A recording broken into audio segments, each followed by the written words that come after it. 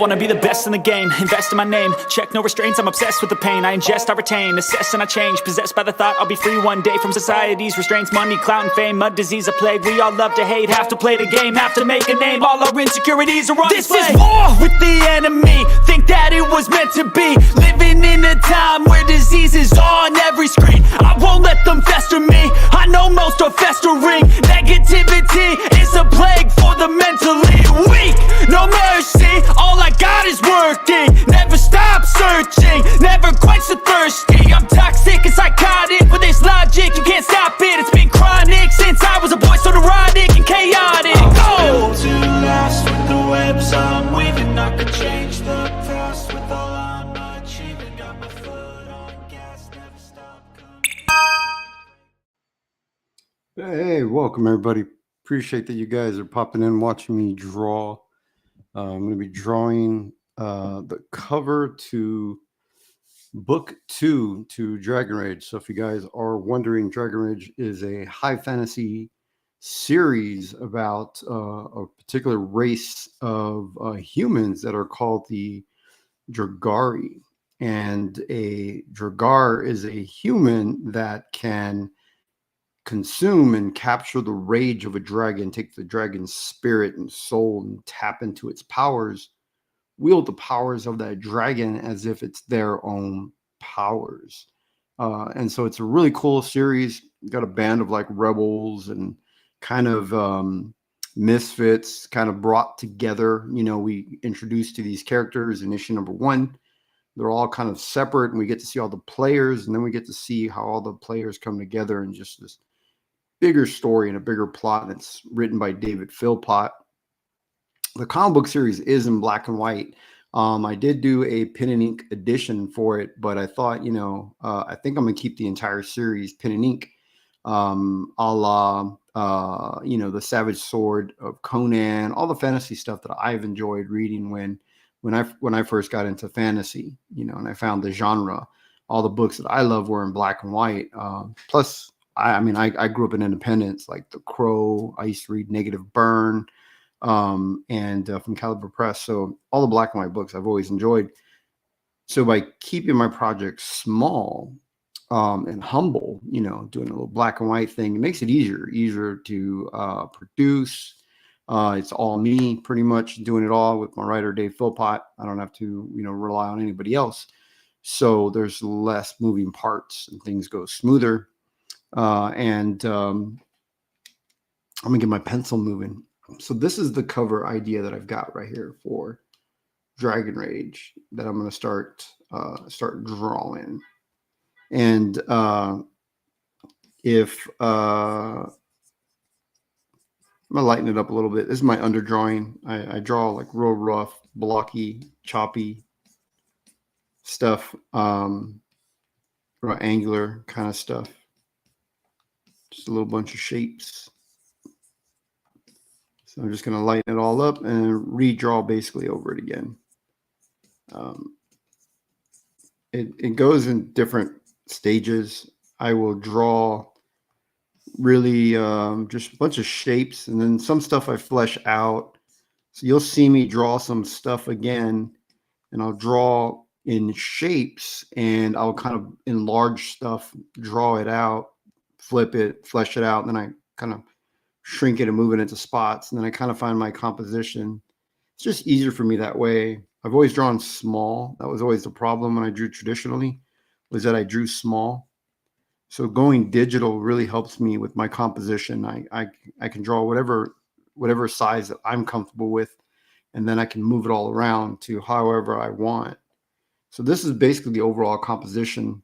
So what I've got is this is going to be, you know, introducing some of the 3 different characters that are kind of like misfits, and they just kind of come together. They're kind of the sort of outcasts. You know, a lot of us, you know, it's easy. A lot of us, you know, I think I can relate, you know, oftentimes, you know, I can feel like the outcast. You know, I can feel like nobody else can relate to me. I feel like, you know, there's nobody really out there like me, which is completely untrue, because there are other individuals that are similar to us and have similar experiences and also feel at times like the way we do, but at times I can feel where I'm all alone. And I think, when it came time to create these characters, that's the kind of characters I wanted to make. It's not really self-insertion because I didn't put a character like me in the book, but I did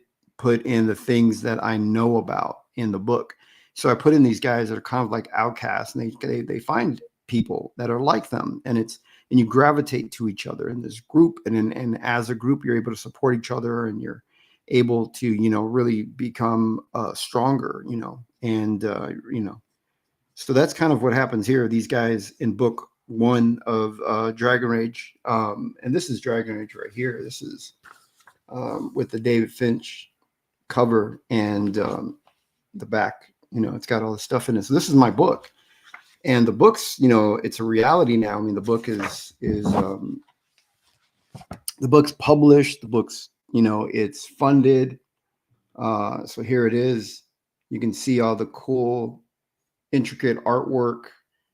The book is a black and white book, and I think what would be really great, since I put in a lot of hyper detail. This is Dave Finch on the cover, but and Dave being one of my actually is my favorite artist, really. But I think for me, I really enjoy black and white. I really do. I think black and white. There's just something very special about it. And I know that I know that not everybody enjoys black and white, and that's okay. You don't have to.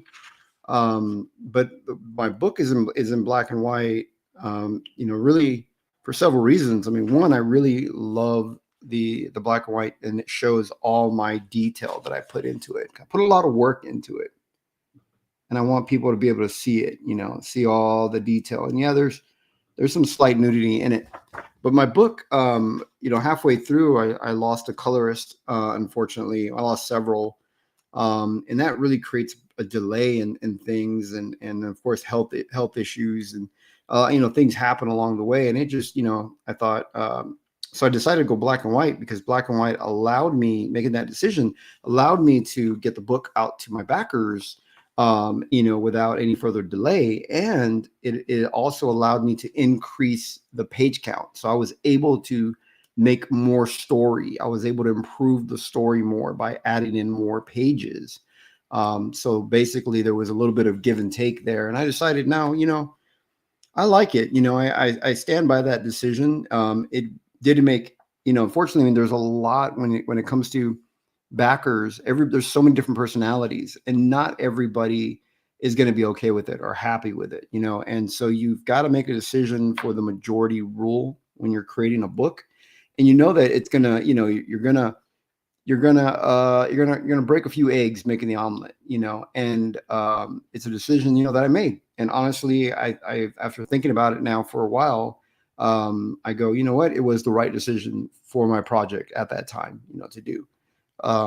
Because, I'm project leader of this. This is my book, and I'm trying to, create, the best book I can.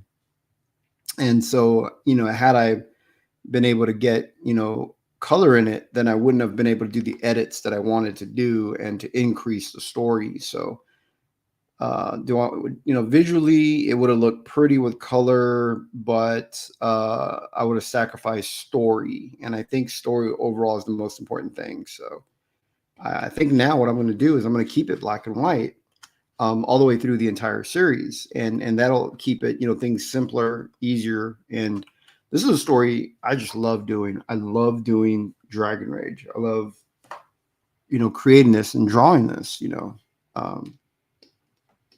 drawing a book. I think it's a lot of fun.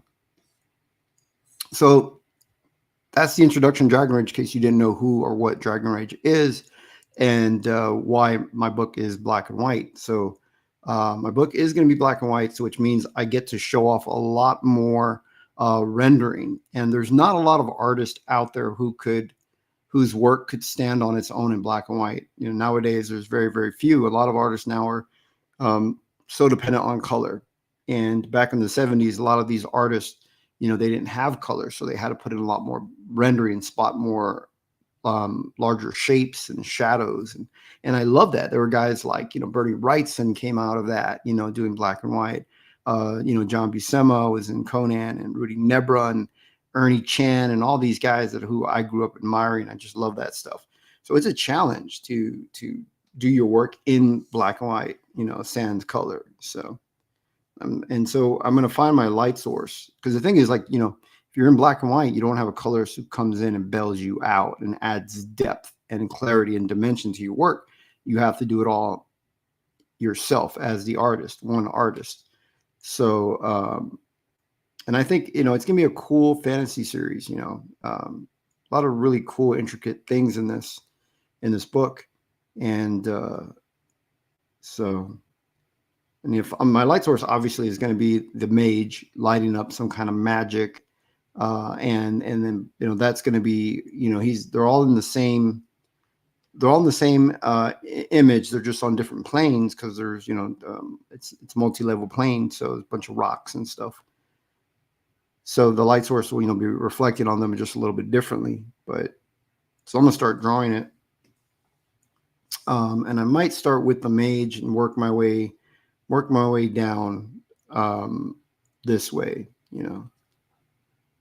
And so I'm drawing this digitally, but I'm going to ink it traditionally, because I found my passion again. I've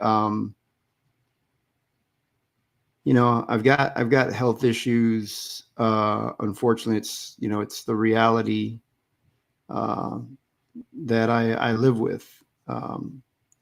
And my doctor wants me to lower stress and avoid stress. But, creating your own book, that could be stressful. And trying to crowdfund, I mean, it's pretty stressful. When it comes to fulfillment and making sure everything's, out and getting the book right. There's a lot to that. But I started to go back to traditional inking again. And it was really relaxing for me. I really, really enjoyed it. Let me see. Should I make his mouth open a little? I think I can.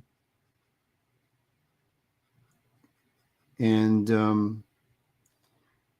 it was good. It was relaxing for me. And then I rediscovered traditional inking with pen and ink. And I love it, and I want to do that now with this book. So this cover, I'm going to pencil it like this, digital, and then I'm going to ink it traditionally and then offer the cover in the campaign. So there will be a book too, as I mentioned. I'm going to continue my series. It's what really makes me happy. I really like it. And got a good response from people that have received the book. Seems like once people get the book, they're happy with it. They like it. Right?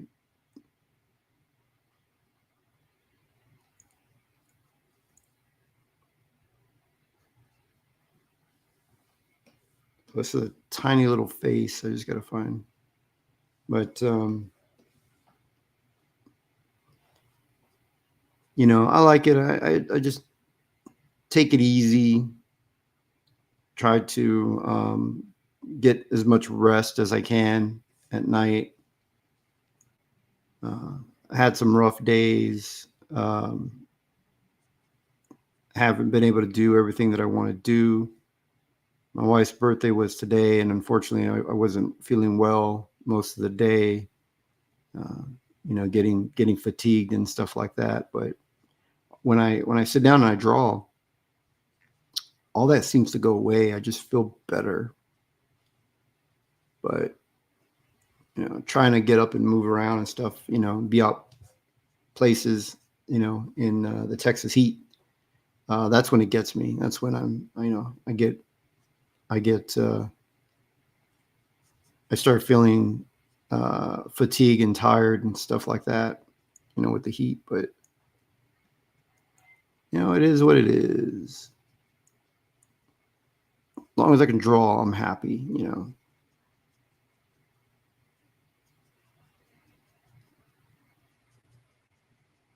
And Dragonrage is finding its audience, So I'm happy with that there are people reading and enjoying the story.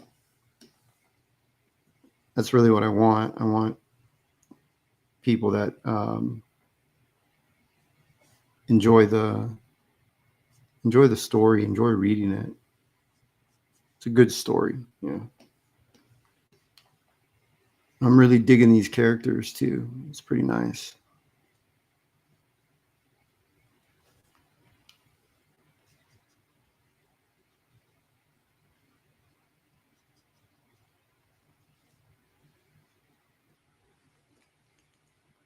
Let's see. Light's coming down.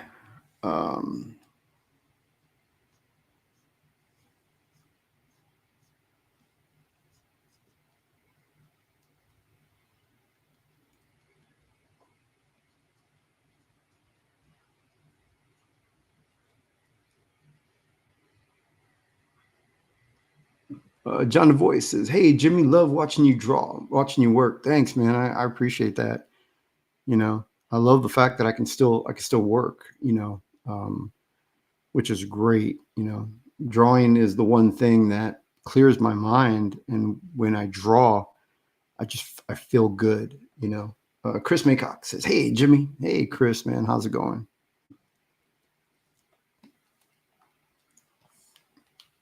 All right, so my character wears. This is the mage character, and so he wears a cape that I guess it's a cape and cowl. I guess it does maybe have like the hood, but it's kind of loose around his neck. So I'm gonna play with this. But when I started inking some of Grey Capullo pencils that I found really low res pencils, which meant I had to interpret a lot and kind of guess, a lot of guesswork. And I just started inking it, you know, I needed something to just, you know, work on and, you know, just clear my mind, something to relax. You know, my doctors want me to lower stress as much as I can. And, you know, I mean, how do you do that and still live in this world, you know? I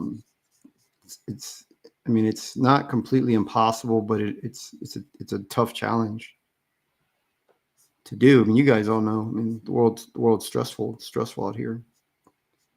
So they're like, hey, lower down your stress levels and stuff. So I decided to just grab something to ink, you know, and I found the Grey Capullo pencils. So when I started working on the Grey Capullo piece, I learned a lot about my rendering and stuff. Wait, what'd you bring me? Oh, wow. Thank you. Sausage and barbecue sauce. That's nice. Thanks. I appreciate that. That was very, very nice of you. Love you. I love you too. And so, beautiful Anna, it's her birthday, and she's still bringing me stuff, you know, which is super nice.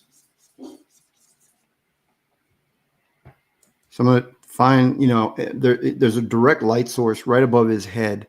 So because there's a direct light source right above his head,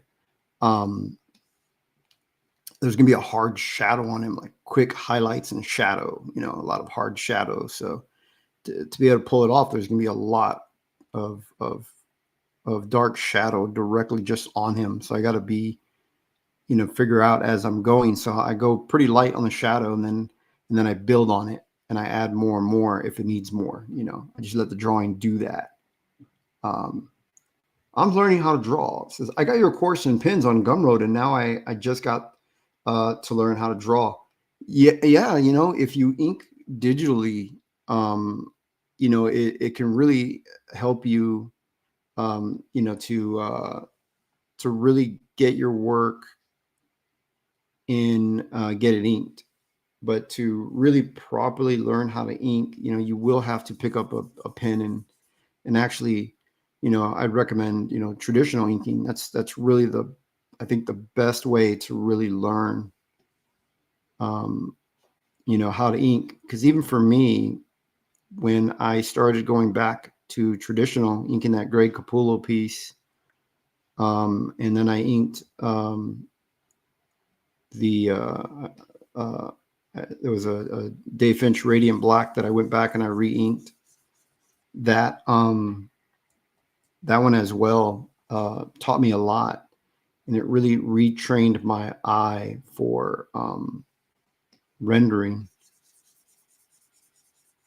So I really, want to clean up my rendering a lot, and learn new stuff too. There's like some new cool lines that I did, and I can show you guys as well if you guys want to see the Greg Capullo piece. Let me pull that up real quick, and you guys can see the Greg Capullo.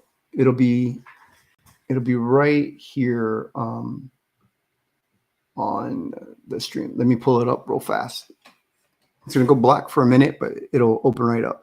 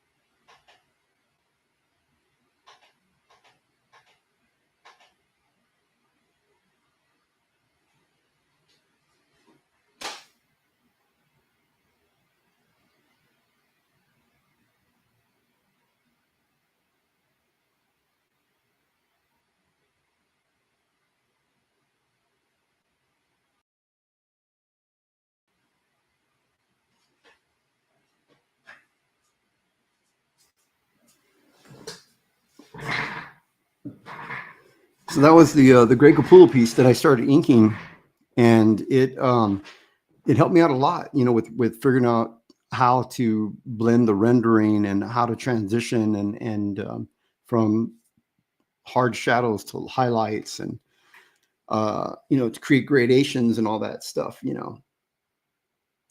So it helped me out quite a bit, and I've really been able to really just kind of refine my work a lot more.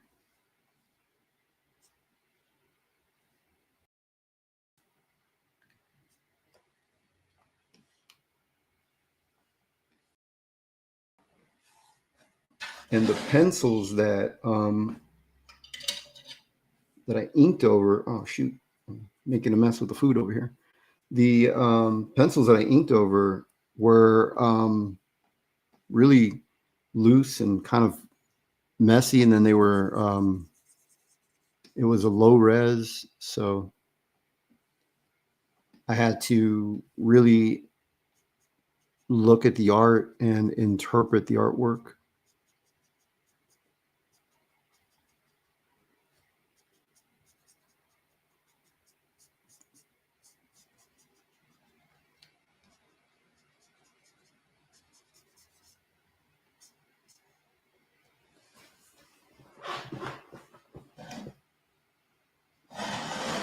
Oh, my chair keeps hitting it. All right. So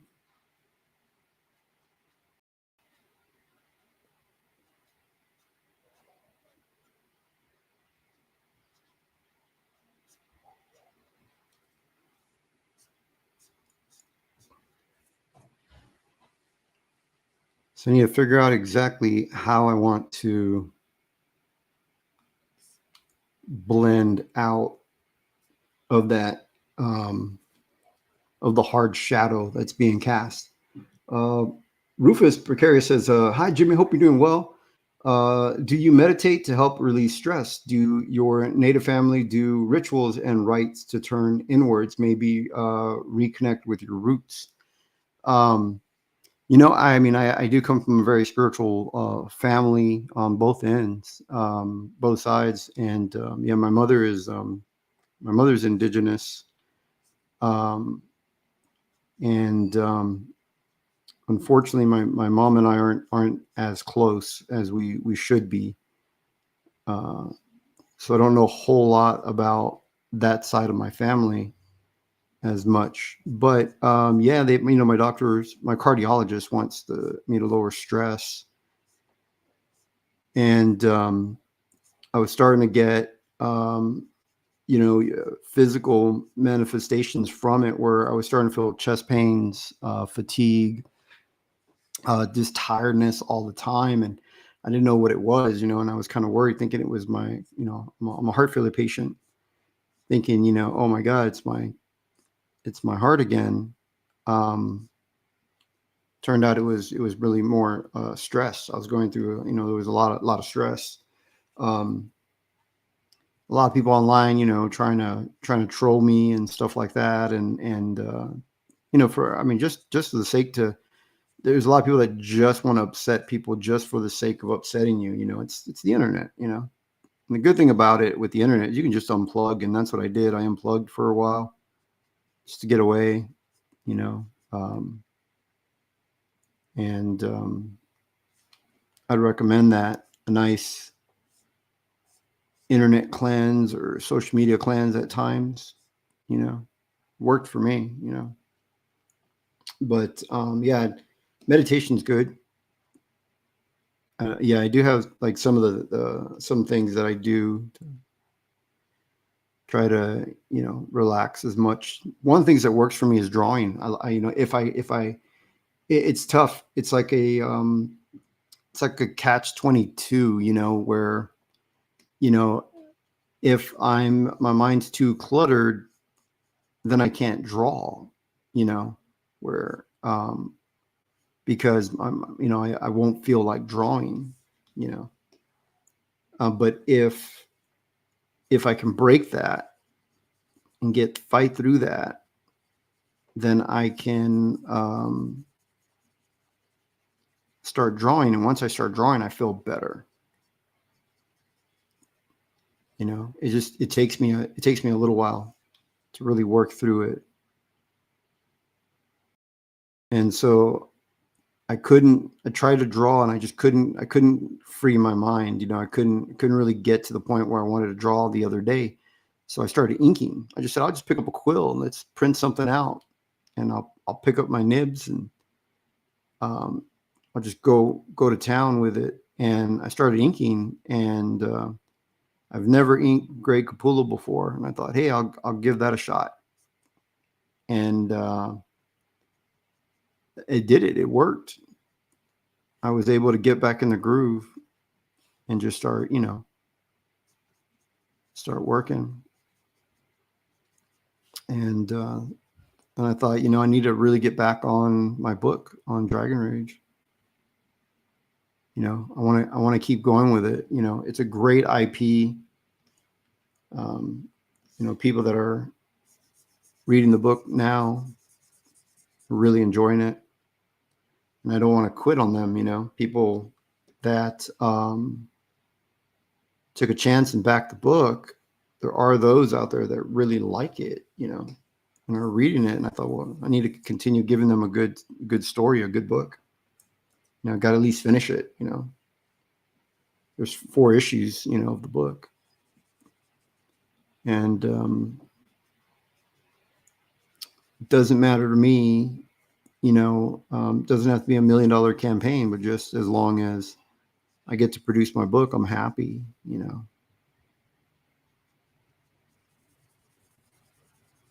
as long as few readers out there,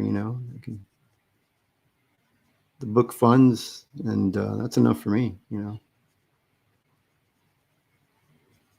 I get to do what I love doing. I love creating and drawing. I'm happiest doing this, when I do this.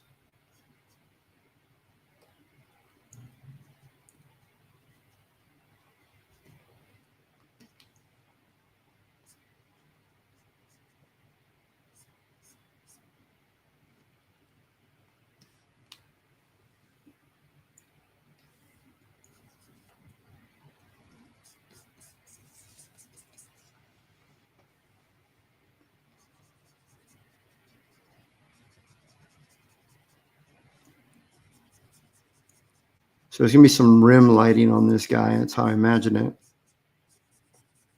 This is a cover, so the cover will be in color. And learning the color as well. I've been playing around with coloring and still trying to learn. You know, it's really not something you can just pick up, you know, and just slap some color on there and call it colored. You know, there's color theory, there's a whole technique to good colors and to learning how to properly do it. It takes time. But I've learned a lot just trying to learn a color. And it's taught me a lot about my art. So if you guys paint or color, I'd recommend it. Give it a shot, you know.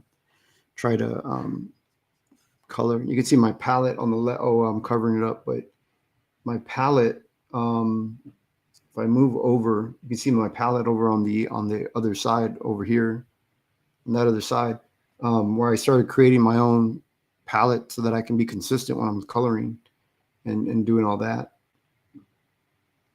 But let me zoom out and see the light source. So he is dark skin. I think his head's a little small. So the great thing about digital is I can grab it like this. And this saves me some time. Make his head just a little bit bigger. Let me zoom back out to see. Yeah, it's a little better.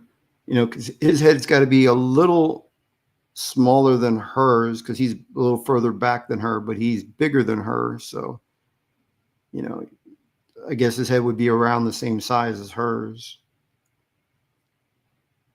You know. And then I'm going to ink this traditionally, but I'm going to ink over my digital pencils, so I can't really be erasing underneath. You know, I got to. Oops, that was ink. So the light source kind of behind him. So like this stuff right here, maybe a little bit of rim light. He's gonna have a jewel or something right here.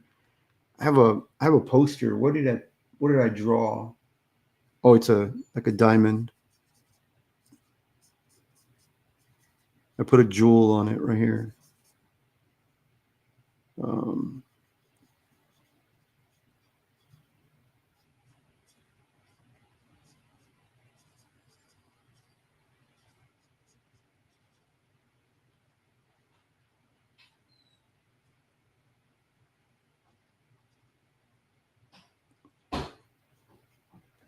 There we go.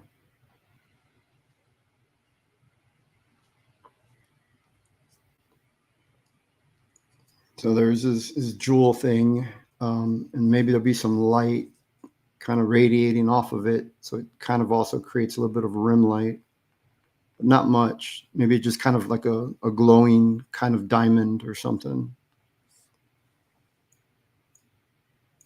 So I drew these lines in his chest in here so that I can kind of see roughly where I want to put a nice dark shadow in there.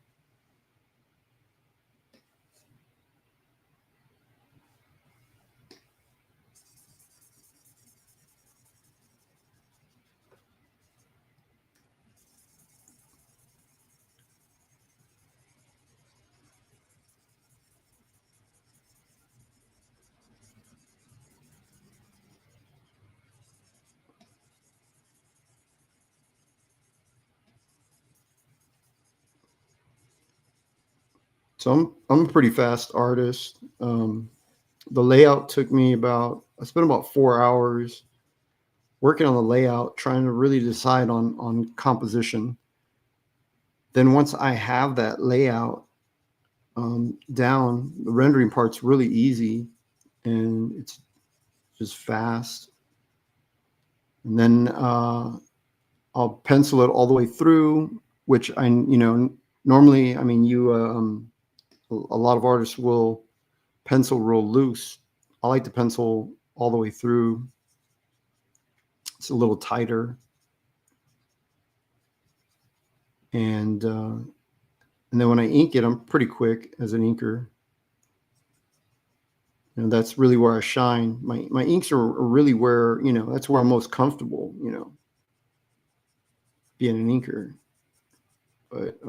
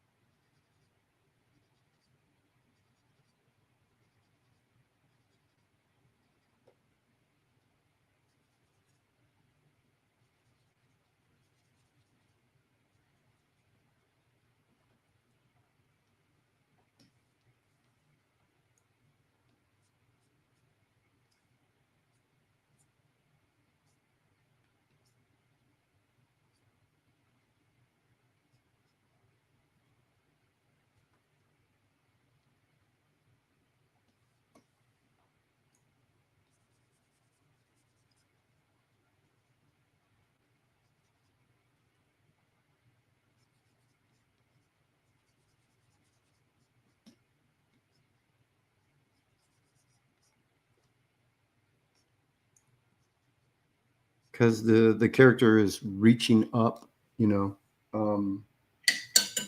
a bite over here. And it was nice enough to make me this sausage.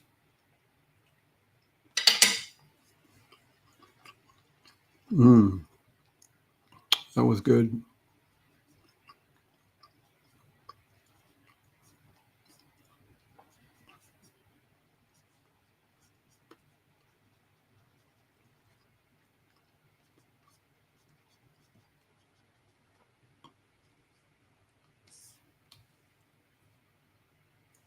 Maybe under his hand could glow. His hand's got to be in light. So I could do this really cool light effect. And then this staff should be casting a bit of a shadow.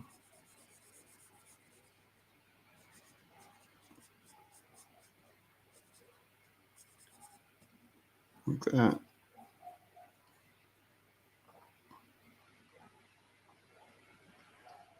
Maybe I should bring this down more.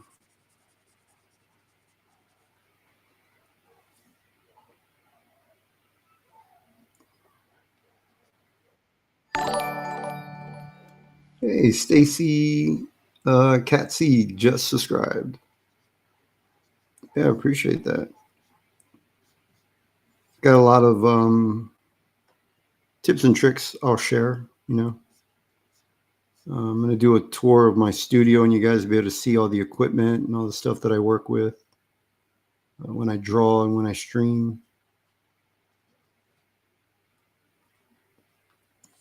And the sign up page for Dragonrage will be up really soon for book 2.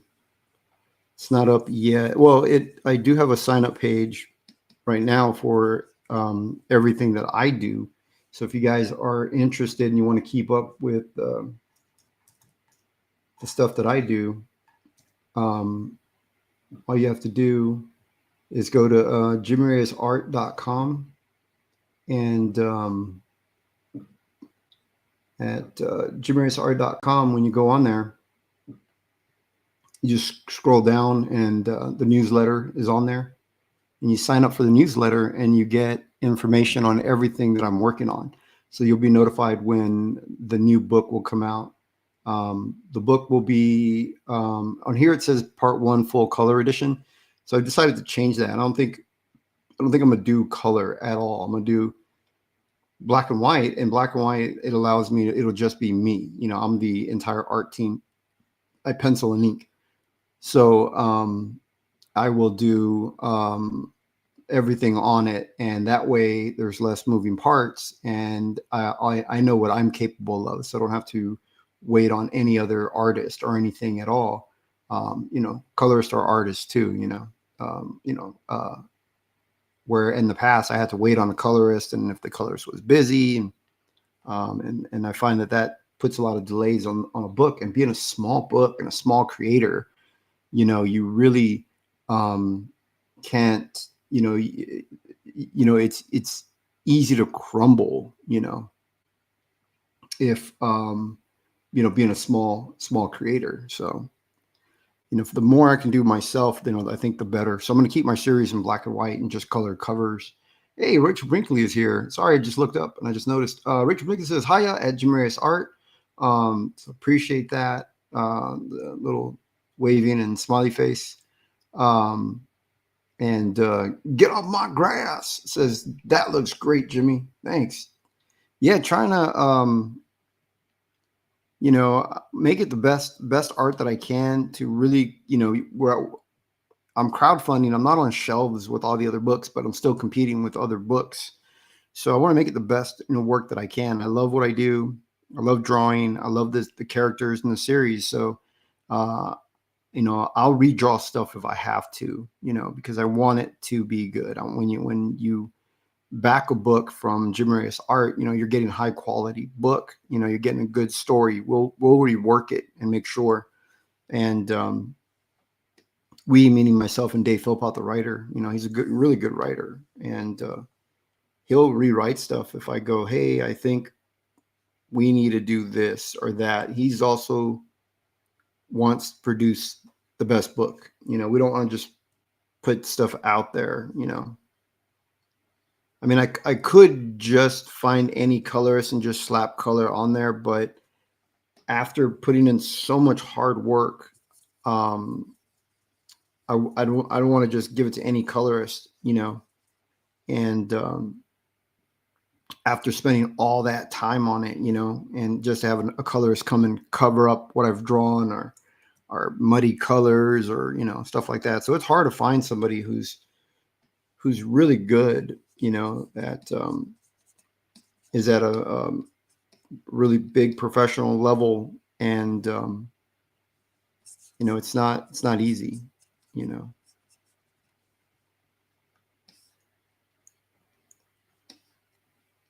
Let's see how much shadow. I don't know if there would be any shadow the way I put it there. I think I gotta redo that shadow real quick. Let me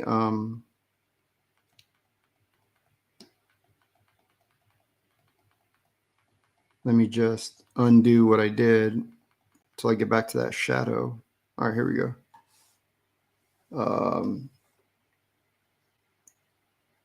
Let's see. Someone was asking,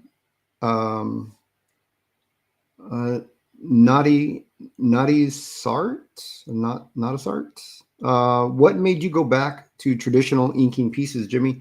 Well, inking digital, you get a deadline. Whenever you ink digital, no matter what kind of pen that you're trying to use, if if I'm coming through in here and and let's say I'm trying to put a line down here, oops, you're trying to throw a line. Digital, it's a dead line, and I worked really hard to design brushes to try to give the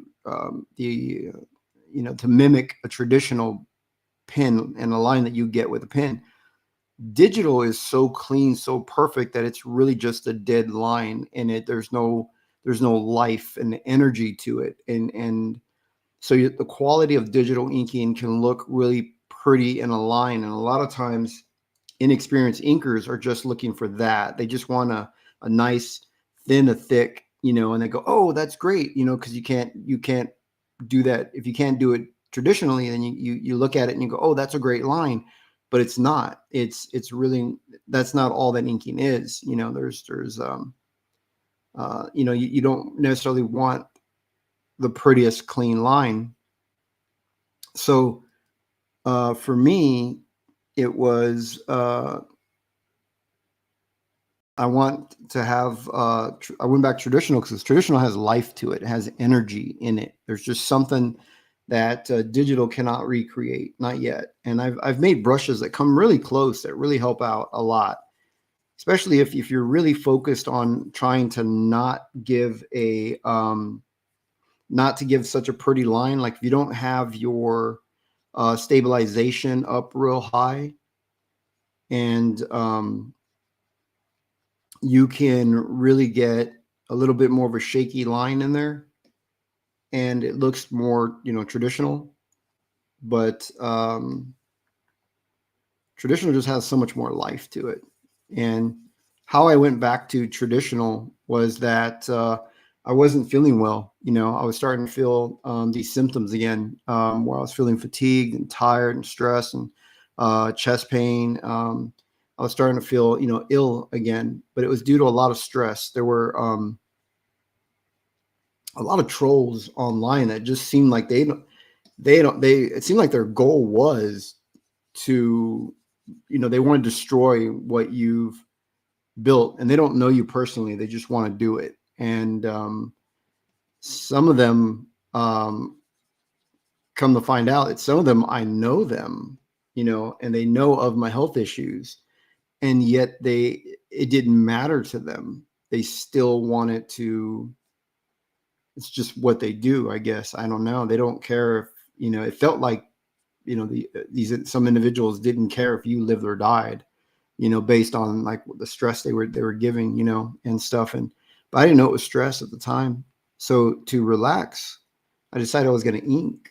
And the great thing about, these online trolls and stuff is that one of the things is you just unplug and they're gone. You just, you give them the power, and if you don't give them power, then they don't have it, so I just unplugged and they're gone. So to relax, I decided I was going to break out some nibs and just start inking, just to have fun again, and just start inking. And I reminded myself how much I love it, and I want to ink traditionally. I want to do more traditional. I wish that I had more things to ink traditionally, but it'd be cool if I got to ink Greg Capullo traditionally. That'd be awesome, but I also love this. I love Dragonrage. I don't know if I could give up Dragonrage. It's going to be a fun story, a fun ride. There's nothing else out there like it. Nothing in crowdfunding like this book. This has got a great story to it. So it's Dave Philpott, the writer, just did amazing job. And I'd put this story up against anybody else's story out there. And there's a lot of good stuff out there too, but this is definitely one of the best. See, even digital pencils, man, I can't even get, let me see if I can. Trying to get a little bit of a gradient here, but when I ink it, I can always get that fade that I want. So, I want to finish this this series because it's really good. People are starting to really enjoy it. People didn't know it was good, because I can say it's good, but everyone says their project's good. And now that people are reading it, now they're starting to find out, just how good the series is. And that doesn't sound humble, but it's true. It's a really good. It's a really good series, and people are finding it now.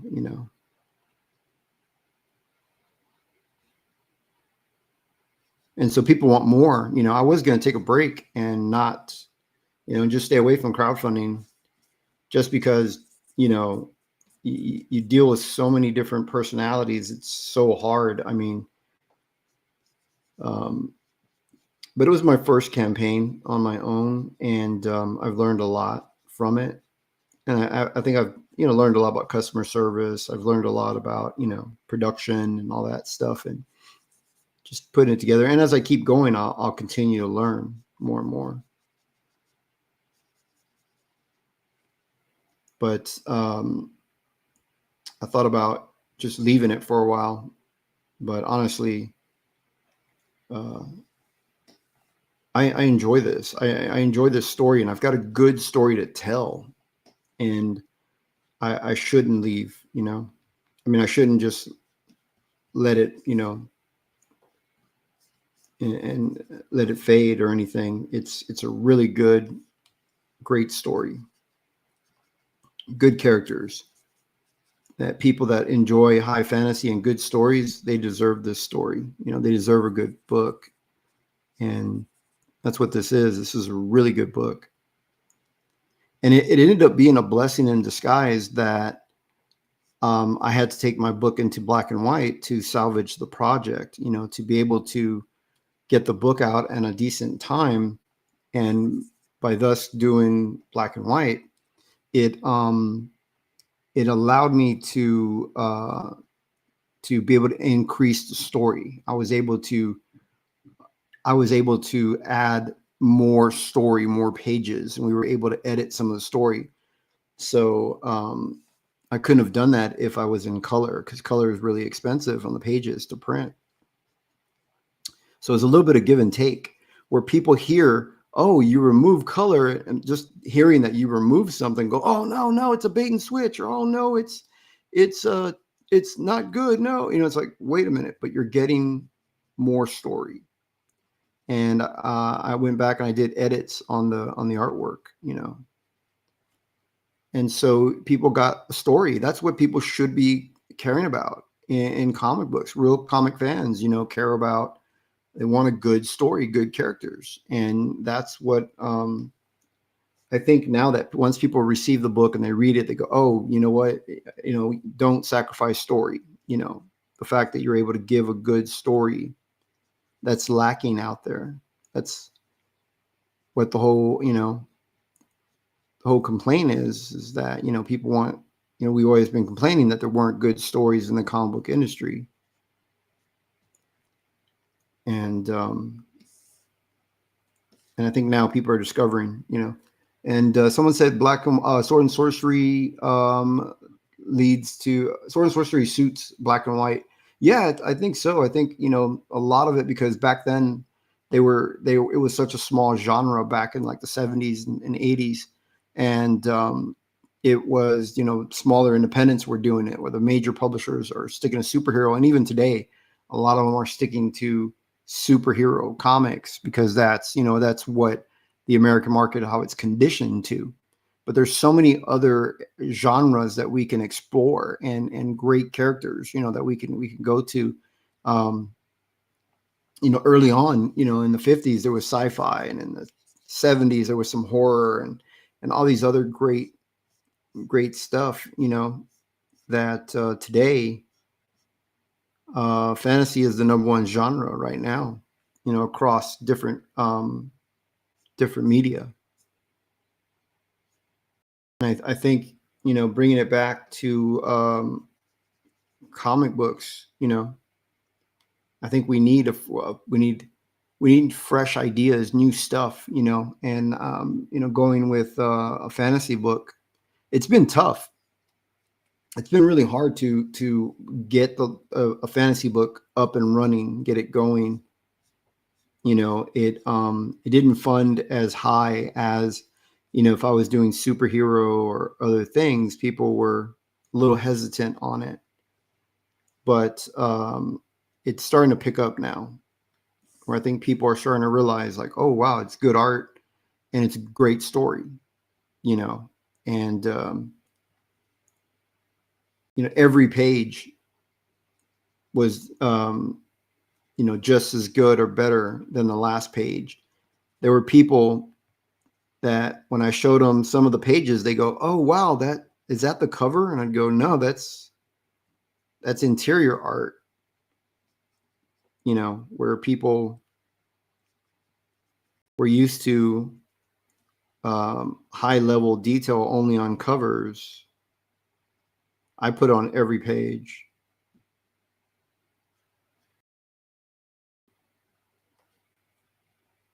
So I'm trying to figure out how I want to shade this leg because it's fabric. It's bending and moving.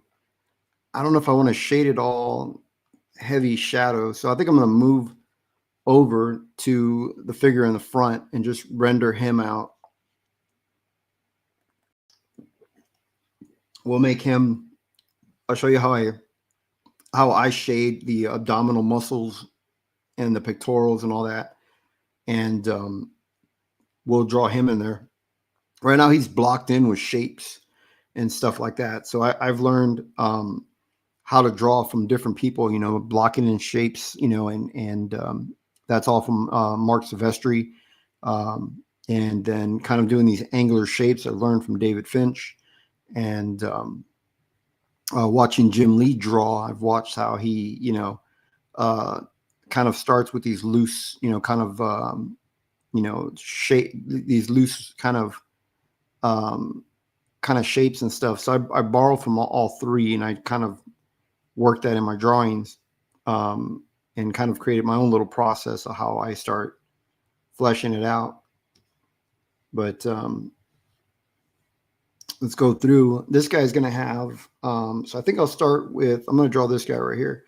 So I think what I'm going to do is start to, I'm going to lighten it up as I'm talking. So I like to take a kneaded rubber eraser and kind of lighten it out, which was the Mark Silvestri kind of thing that he would do. And then draw over it so that you don't have to use blue pencil underneath. This guy has dragon-like features. He has dragon scales for his arms.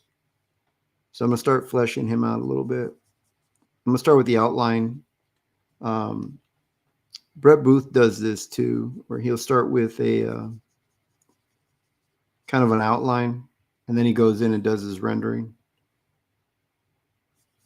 Where he, it's kind of the whole Jim Lee thing, where you kind of start. He doesn't really block in shapes too much. He works with shapes, but they're not really like blocked in like a Mark Silvestri or angular like Dave's. Dave does a lot of this angular stuff. And I study a lot of Dave's work, a lot, you know. There's just some dynamic about his work that appeals to me. You know, everybody has their own style they like, but for me, you know, he's definitely one of my favorite artists. All right, let's see. How far do I want to make this shoulder go right here? Because I think the shoulder should be like right around here somewhere. Like that. Then he has these dragons have these spikes. And the thing about this character Thrago, every time I draw him, I honestly don't draw his spikes in the same place every time. I have prints up on my wall that I look up at and kind of reference. So on his shoulder, I've put 3. So I always keep 3 of them, but I change them and I change the sizes and stuff. It's just however I feel like drawing it.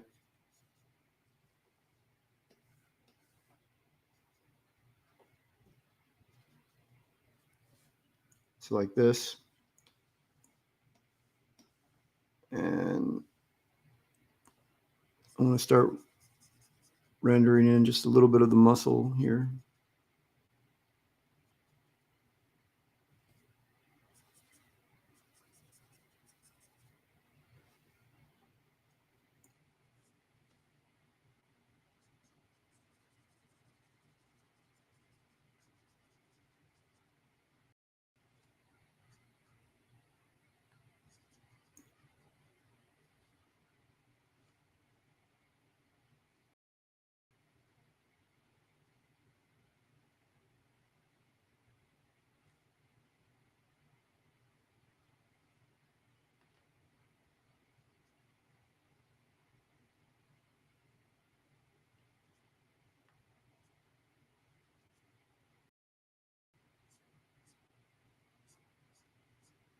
So one thing when I'm drawing digital, it's harder to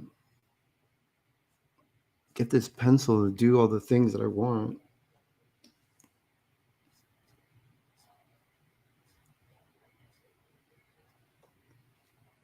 And then when I ink it, I always go back and I kind of just change up the shape of the rendering because I can't get digital to do what I need it to do. But there's still advantages to being digital that I still need. What's going on here? Let me see. Change my pencil size.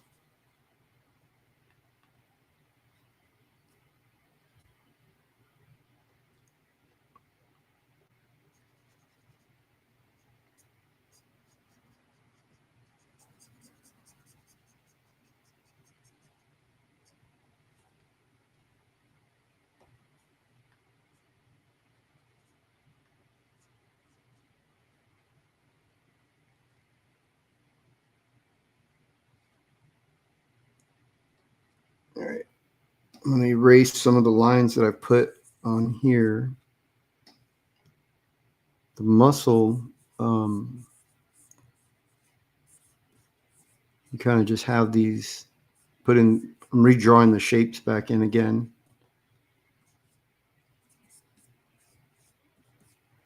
So that way I kind of scribble in some shapes. So when I'm rendering, I kind of follow those shapes. They're like my guide. Grumpy Old Ninja says, Frog Tony Raid. Hey, wow. I guess I thought his stream was still going. David, is that Alicia says Finch is at the top of his game right now for sure. A lot of Travis Charest, Michael Golden, Mark Silvestri, Bernie Wrightson for sure. Yeah, I got to watch him draw. Got to look over his shoulder and watch him work. And he's definitely on a whole nother level. And it was inspiring and discouraging at the same time, you know, because I go, man, like you see his work online on the internet and it seems feasible. It seems like, oh, I could do that. When you see his original art or you're watching him draw, you know, right in front of you, it is a whole nother experience. And just watching him create this stuff, you know, he was really good. He drew the character Death. One of these somebody came up and commissioned him to draw Death from the Neil Gaiman books, and it was crazy to watch. I loved what he did, the hair and everything. It was so neat.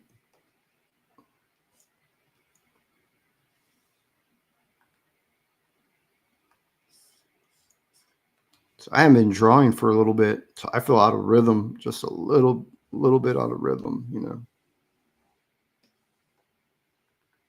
I can feel it, you know. I'm second guessing myself. It's what's going on here.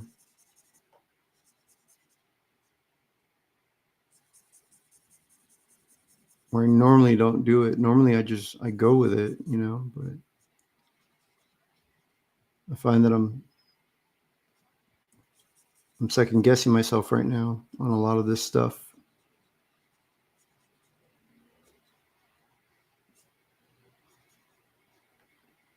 Either that, or sometimes it could be growth. Sometimes I could go, oh, that's normally what I would do, but now I'm questioning it. And sometimes that's a good thing, because I go, you know, does that really work? And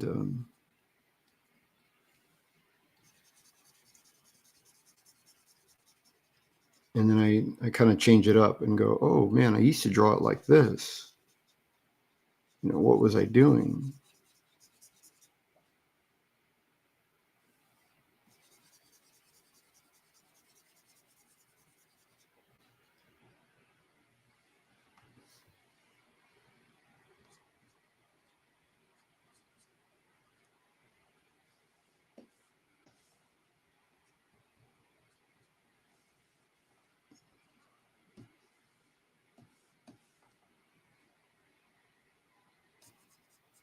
So the character's shirtless.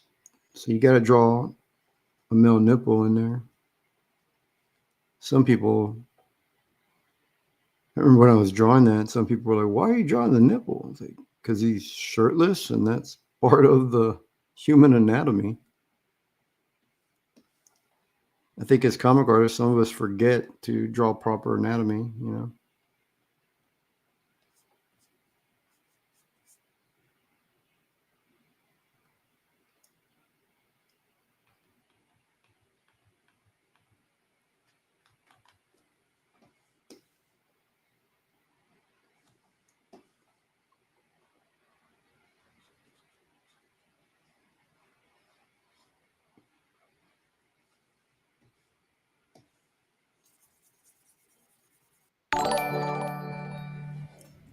Hey, Omni, just subscribed. Appreciate that.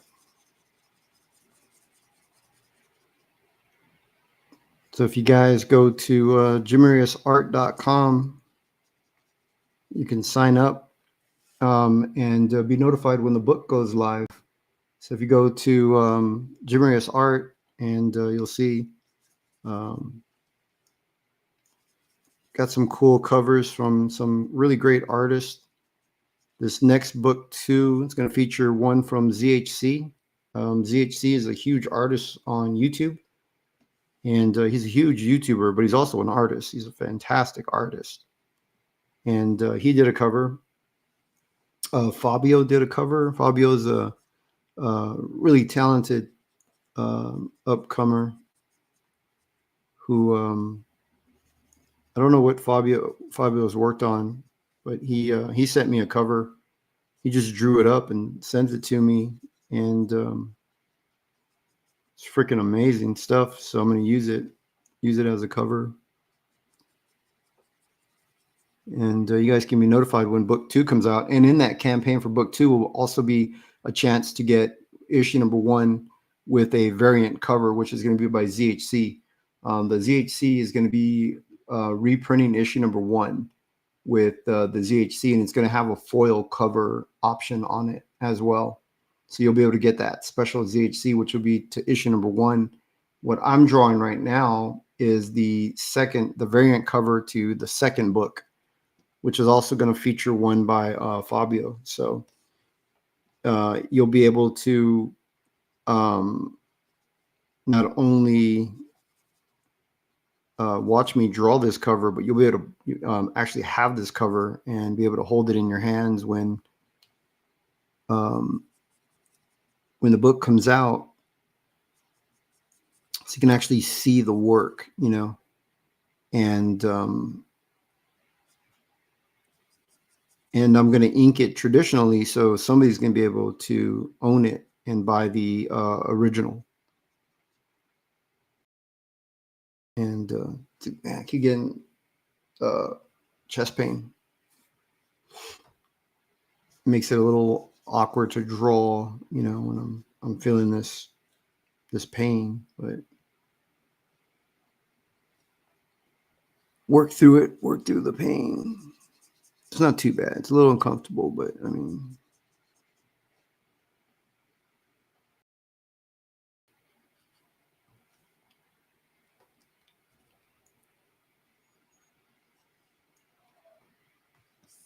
so when you draw the abdominal muscle,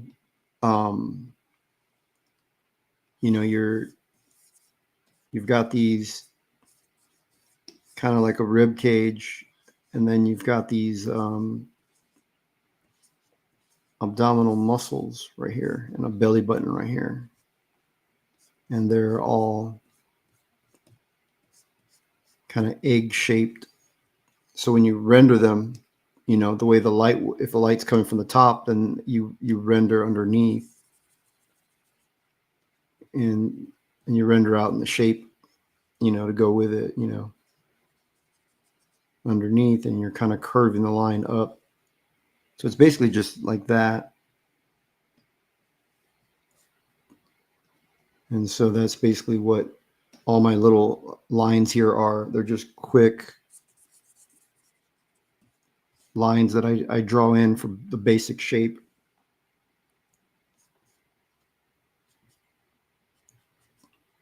And then putting in a lot of shadow, I can kind of hide it. I don't have to really draw in absolutely so much detail.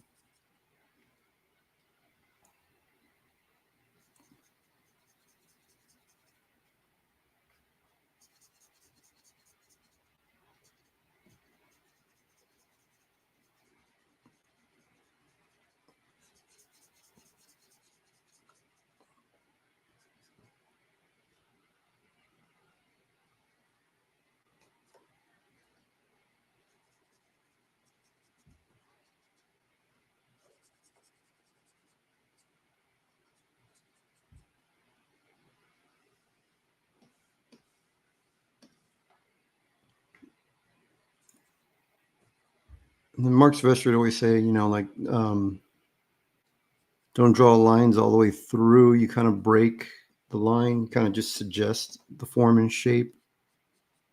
You don't completely outline it.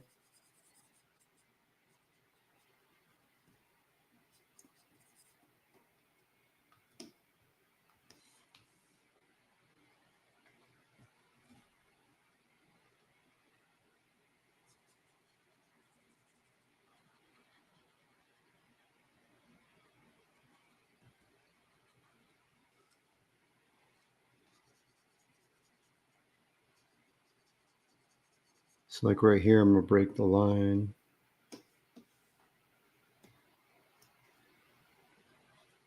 On that, and just kind of suggest that the pectoral muscle goes all the way.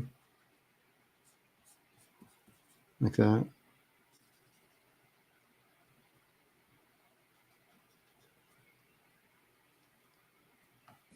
And I think for under his beard right here,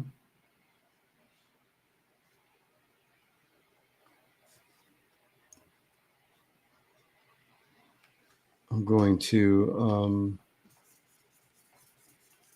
put in some more shadow there.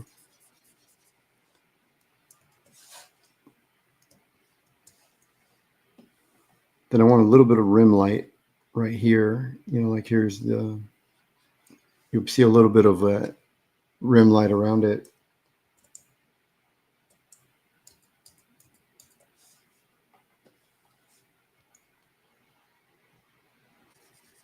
Oop, wrong pencil.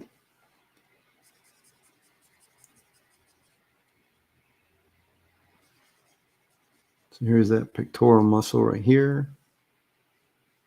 And I'm going to break the line like about there. Let's see, I'm going to shape the line. Kind of like that.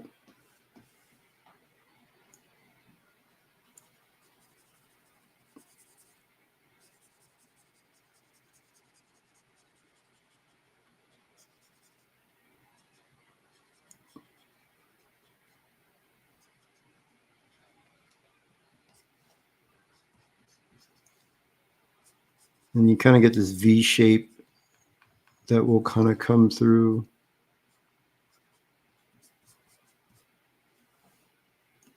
Now that I've lost weight, I've gotten my abdominal muscles again, and I've, you know, I was able to get that V shape again right here that we have.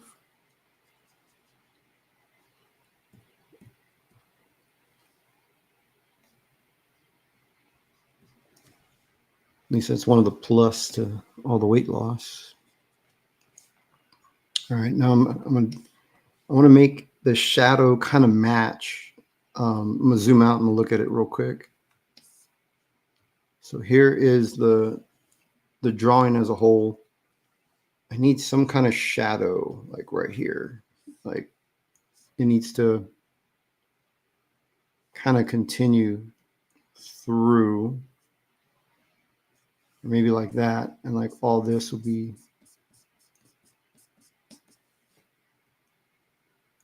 with the shadow.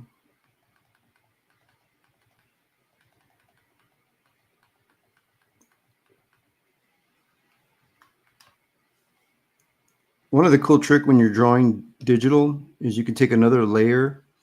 You can take like if you have a marker brush. I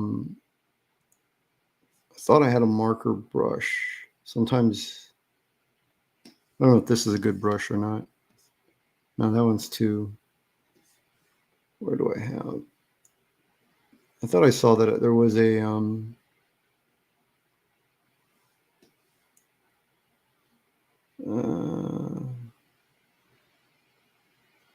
well, I thought they give you like a standard brush.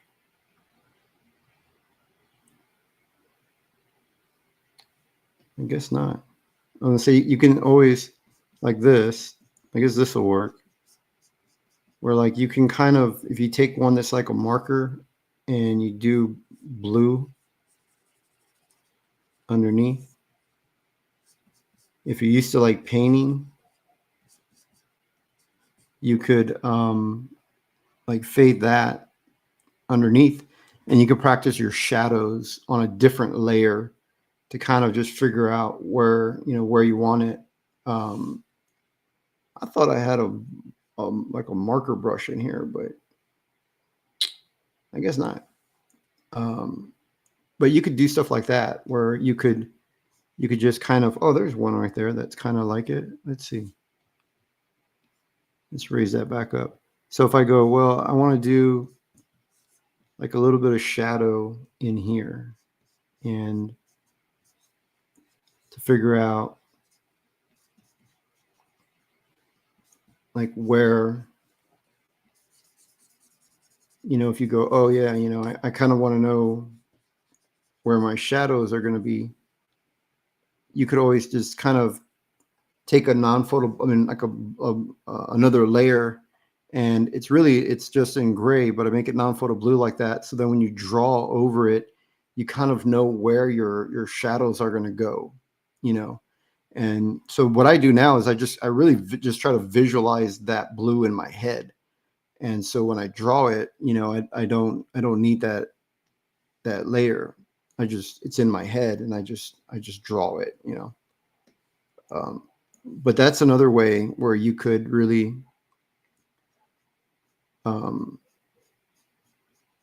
you could just practice with that, and that's a good way to learn where to put your shadows, and you have it on different layers. So when you're done working, if it doesn't work, you just delete that layer.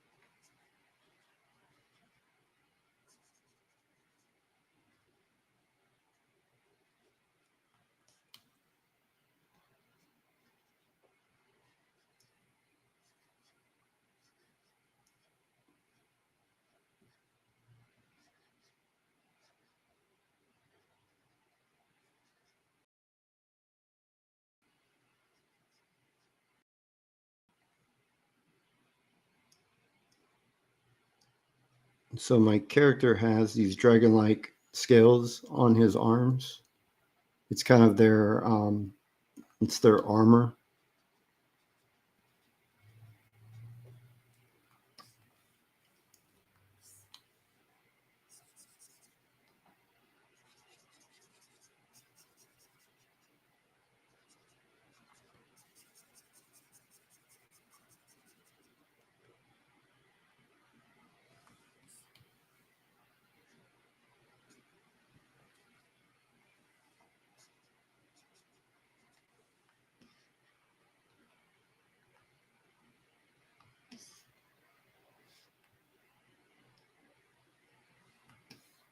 So you kind of see, I put in some of the dragon scales in there just by drawing lines real fast in it.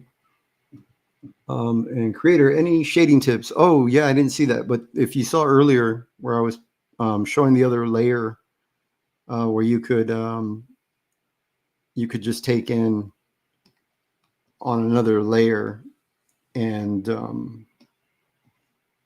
practice where you want to put your shadows in, simply by just paint them in another layer in blue, and taking like a brush pen and just kind of figuring out, where you want your your shadow to be, and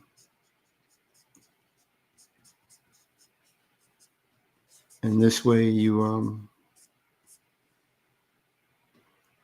you have it there and you just kind of lighten it up. And then when you go in and shade, you just shade right over that. And that's one way, when I first started doing digital, that was the way that I was kind of blocking in everything. Or if you're more comfortable, you can just leave it in gray if you wanted to block in your, your shadows and just kind of figure them out. Me, I turn it non-photo blue and then I just kind of render over it and just kind of figure out, what, where I want my shadows to be. Until you get comfortable. Then after a while, you just at the point where you see it in your head, and you just can block them all in. You can block in the large shapes, your shadows are going to be.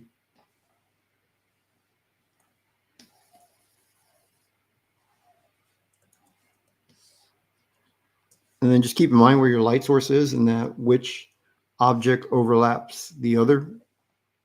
Overlapping objects will cast shadows on, visualize the shape of the objects in your head, in your mind's eye. And then shading really becomes easy. It's really not a hard thing to do. It's one of the easiest things to do. What's harder to do is to make sure that you have proper anatomy, believable anatomy, because of it's comic books. It's cartooning, so it's all just interpretations, and we're exaggerating because we're trying to make things more dynamic and trying to exaggerate a lot of the stuff for the sake of excitement. Make things dynamic. Most of what you'll be drawing is superhero stuff,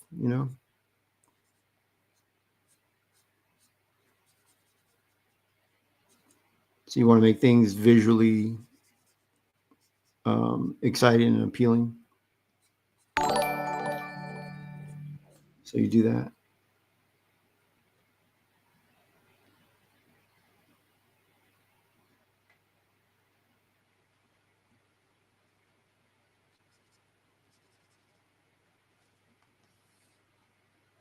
So there's more light and shadow there. Humphrey Bear says, "Comic booky." Yeah, you draw in that comic booky style, and so everything's exaggerated, bigger muscles.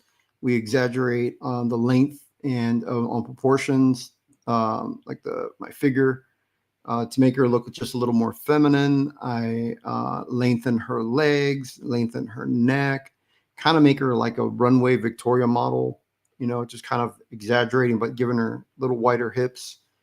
You always, when you draw a female, you always tilt the hip opposite of the shoulders. So if her shoulder is leaning, if her shoulder's kind of going this direction, then her hips need to go the other way. We always kink them in the opposite to make it a feminine balance, because females carry their weight in their hips and they move with their hips.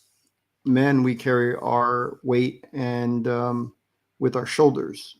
So we're always kind of a V, like this, where the shoulders are bigger, the waist goes down in a V, and on the female, it's the opposite. You're going, that way, where they carry the weight on their hips, and then it narrows. The waist is narrow, then it widens at the hips. And for the men, it's the opposite, where it's wide on the shoulders and it narrows down in the waist. And so when you draw your figures, male figures, you're trying to position them and move with our shoulders, so that, our character. So basically with like the male character, if this arm right here, if I take this arm and, let's say I bring out,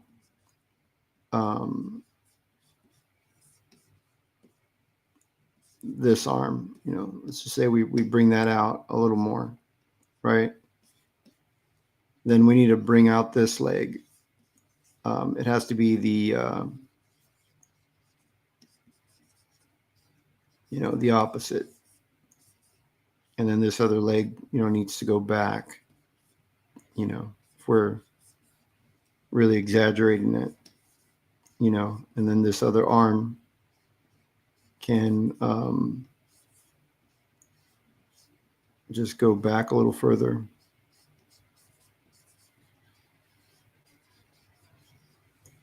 That kind of thing.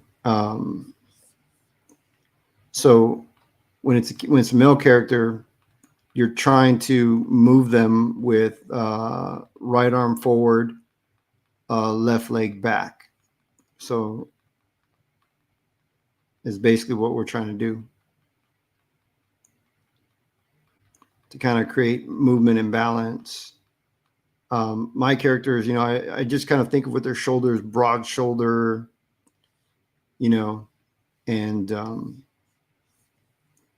you draw their head, you dip the head a little low if they're dipping forward, broad shoulders. Try to always keep the stance, power stance, wide, good, good power stance. Females, we're always trying to,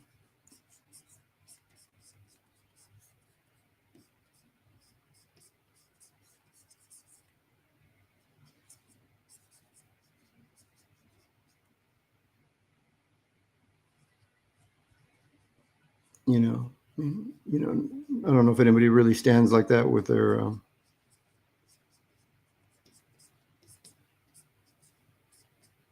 but basically that,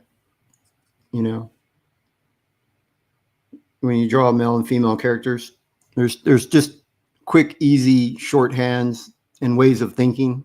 Think top heavy for male, and think bottom heavy for females, and just, long legs. And it's over sexualizing, where, you get critics today and go, oh, they're hypersexualized. Or it's an anatomy in a way that isn't real, where, you get people that are saying, oh, well, we really want, we want a, why don't you guys draw overweight characters now? Why not, draw these characters that are overweight, and maybe the guy's eating a hamburger or something. I don't know. He's got his mouth full,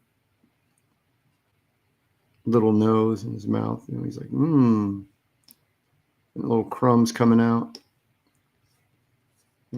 Big belly, short little legs, with his arm up. And so people, you'll get these critics that will go, well, why don't you draw, life? But then, then people forget, it's cartooning, and, we're not trying to draw life too realistic. So when you're drawing your female characters, sure, they look hypersexualized, or the male characters look, too big and muscular, but that's what's dynamic and that's what's interesting. And so you want to be able to do that. You want to do visually just stimulating, interesting in comic books. That's what comic books are. And so in Dragonrage, that's how my characters are going to be drawn. Is sure, people are going to look at it and go, oh, the men are just, too masculine, or they're hypersexualized females. But it's comic books. This is larger than life situations. This is going to be, there's no dragons in real life. There's no magic. So, you got to make things visually appealing. And so in my book, in the first book, if you guys have seen the character I drew a really heavy set bandit. Really, in medieval times, starvation was real. There was no, there weren't no really heavy set people, other than, if there was, it would just be the king, because to be heavy set back in those days was considered to be doing well, that you were doing very well. But I did add that in my book. I have less undos. I drew so much that I can't undo. I wonder when my last save was. So I don't know when I last saved it, but because I drew on the layer right there, I have to close it and reopen it, which means I'll have lost some of my work. But that's what I get for drawing on the layer. Now I can't undo. Or is it undoing? Let me see. I have it set to 100 undo. No, it's not letting me undo anymore. That's all my undos. So let's close it and let's see what I've got. Let's see where I last saved, how much work I lost. So here we go. I'm going to reopen it. And, oh, nope, that's my David Finch one. Where's mine? I thought about inking the David Finch one digitally again, but I started inking it traditionally. Let's see where my last save was. Oh, look, I lost all that rendering. That's what, I didn't save it. I guess the whole time I was just shading and drawing, which is not bad. Oh, I lost all my rocks and everything that I drew in it. Wow, look at that. I got to redraw all my rocks again. But, I laugh. It's kind of funny. I laugh, I got to draw in all those little rock shapes where's my black? All those rock shapes that I had in here. I had a bunch of them in there, and then it's just, I keep hitting them. But it's not a big deal. You draw something once, and if you have to redraw it, you redraw it, and that's just how it goes. So for me, I'm not worried at all. If I've drawn it once, my rock should actually come up even higher now when I do it like this. I think I have them kind of low because I think I want to get my composition to go like that. So if I make the rocks kind of come up higher. Yeah. So maybe I'll do more rocks like that. But it's not a big deal. Whenever you lose some of the work in the rendering, if for me, what I've learned is if I draw something more than once, I get better at it. So I kind of like this, to be honest. I'm not really upset with it, the fact that I lost all that rendering, because I didn't save it. But because now I got to go through, render it, and what's great is that now I can come back and tackle it a second time and change some things up and go, oh, this is, it's not so scary because I've already tried to render it once before, and now I can render it again. And then if you guys were wondering, the other one was, this is Dave's. Dave Finch did a cover for me, and I made it dark like this, and then when I turned it non-photo blue, and then I print it out, and when I printed it out, I started inking it, and I have it right here.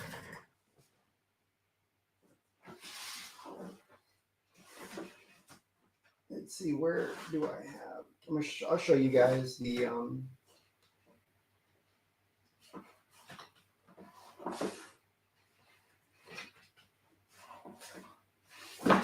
Here we go. I'll put it on the other camera, and I'll show you guys over here. Someone said, you should have copied your file. Yeah, honestly, it's fine.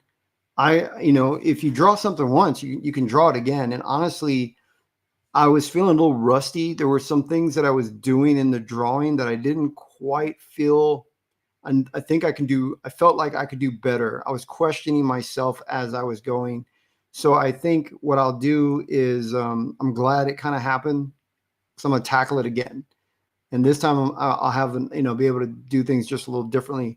And honestly, I might even go traditional with it. I think I might just, since this is just my layout, I might just print it out, light box it onto a Bristol board, and just draw it traditionally, because digital, I think I'm gonna start doing layouts like this, digital, and then just pencil it traditional, because there's more I could do with a pencil traditionally that I can't get this digital pencil to do with the rendering. But let me put this one up here, and I'll show you guys the traditional inks over the Dave Finch one.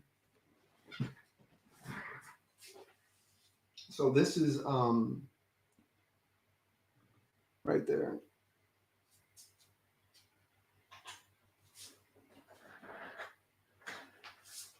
So you can see I started to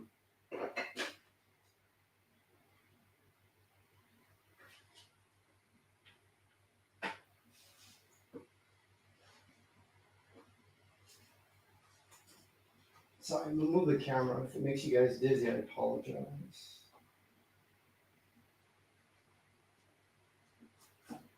All right. So there's the my traditional inks over what Dave did on his cover. I thought about having it recolored. Oh, it's not zooming in over here. Crazy. Oh, it's zooming on the wrong camera. Wow, it shows me the other camera. Here we go. So you could see some of the line work, all the stuff that I do with it.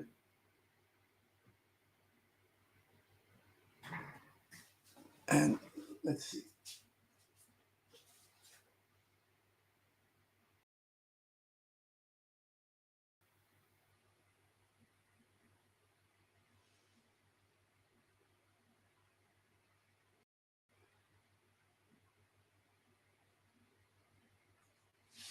And here's the gray Capullo.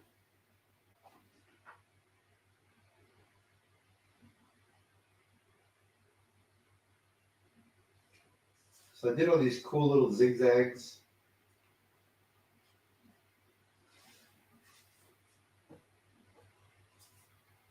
I did a lot of cool little zigzags in the Greg Capullo one that have me now wanting to change up the way I render my art. So I think I'm going to print it out and then work on it, and do that. Grumpy Old Ninja Katara says, whoever says too much masculine and feminine isn't masculine or feminine enough. Yeah, people are, you get some critics that will say, oh, these females are hypersexualized, but it's comic books. It's the way, the way they draw. You should have copied the file first, then you could have blended the two together, couldn't you? Probably could have done that, but I'd rather redraw it. I redraw a lot of stuff. I'll draw something and then I'll change it up and change an angle and draw stuff to really try to get the best out of my work. And then I learn a lot that way. Rodrigo Garcia says, beautiful, great work. Man, I appreciate that. But I'm going to get rolling, get going here, get a good night's sleep. Sleep is really what's important. It's one of the things my doctors want me to get is plenty of sleep. So I think I'm going to do that, relax, take my eye off the artwork for a while, just to don't stress over it, definitely one thing. And then, a fresh approach tomorrow. And I think I'll just draw it traditionally, print it out and just draw it traditionally and see how that goes. It's a lot easier for me that way. And if I do that, I think I'll put it over on the other camera and you guys can watch me draw it traditionally. And I'll be able to show you guys the difference, what I could do with the pencil that I can't do with this digital pencil. I can't really render the way that I want to render with it, but I'll work on it again soon. But thank you guys. I really appreciate it. And thank you so much. Someone said that you were really glad, happy to see that I'm working on issue 2. Yeah, I'm going to continue, keep going. Actually, a lot more people want me working on issue 2, than I thought. I honestly, for a little while, thought, I don't know if people really, how people felt about the book. And then I started getting a lot of, DMs and a lot of feedback on social media and a lot of people saying how much they like the book. Now that they're getting the book, they really like it. And there's a lot more people okay with black and white than those that said they would prefer color. There were a few that not complain. I shouldn't say it that way because, however you feel is, it's okay. It's okay if, people to be upset, that the book went black and white. That's perfectly fine. I don't want to discredit, the way people feel, but, there were a few people that, were upset the book went black and white and they're the vocal minority, and the ones that really didn't mind were the ones that really didn't say anything, were the ones that really, and there were a majority of people are okay with it going black and white. And there's a lot of people saying, if they'll continue to back it black and white. They just don't want me to stop making the book. So when I heard that, and I started getting a lot of messages and people saying, wow, we're glad you're back on book, working on book 2. That was really motivating. I went, wow, man, and it's good for me to be doing this, to be doing something that I love to do. It's good for me for my health wise, it gives me something to wake up for and to do every day. It gives me purpose, and which is really good for people that have health issues. It's either that or get a pet. And I've already got a pet. They're like, you need to get a pet. That helps you with your health issue. So I got a pet, and it's been great. But having this book, or just working on stuff that I enjoy, it's really good to help, people that have like underlying health issues and stuff like that. So, I definitely see when I'm working on this, I do see like, it's weird to think, I start to see improvement in health and stuff. So, if you guys can, lower your stress out there, it's really important. But thanks guys. I appreciate it. You guys are amazing. And, I'm going to go ahead and get going. Is it worth setting more undos in software affecting PC performance? No. I would say, well, my computer, when I bought it back in 2020, I have the iMac Pro, and I upgraded a couple of things to it. I got back then you had the option of processors that you could get, the different type of, quad processor if you wanted. I upgraded the memory, the processor, a bunch of stuff, and it was great. It was top of the line. Now that Apple is had a lot of software updates on the OS, somehow my machine seems to be going slower. So it's not as fast, which is, It's like it was working just fine when it was Mac OS, what was it, like 12 when it came with 12. Now we're at what, 14, 15 now or something. So now suddenly, suspiciously, now it goes a little slower. But no, I wouldn't set that many. I have it to the when I reinstalled it, it's defaults at 100. So you can do 100 undos by default, and that's where I have it because my machine can handle it. I actually, when I draw, I don't get any delay or anything. I just draw through it. The machine can handle it very well. But honestly, it's not worth it if it affects your performance. It doesn't on this machine, not yet, but I'm afraid if I keep upgrading with the OS, each update I do just seems to get slower and slower mysteriously. It's the same hardware, which was super fast back in, 2020, so Apple intentionally slows older iPhones to force people to buy newer ones. Could be the same with the iMac. Yeah, that's what I've heard. I've heard a lot of people saying that. And honestly, I've been with Apple computers since 1989, around there. So when they came out with Adobe Illustrator, I started on Adobe Illustrator first, and then I moved to Photoshop. So that was like 1989, 1988, somewhere around there. And I've been strictly Apple computers since then. I will not go PC. And I've been with them, but so I've seen it. They're like, oh, this is the fastest, greatest machine. And you buy it thousands of dollars. And then suddenly it's a slow, outdated machine 2 years later. So it is what it is, I guess. I don't know. All right. Thanks, guys. I really appreciate it. You guys are amazing. So I'm going to get rolling.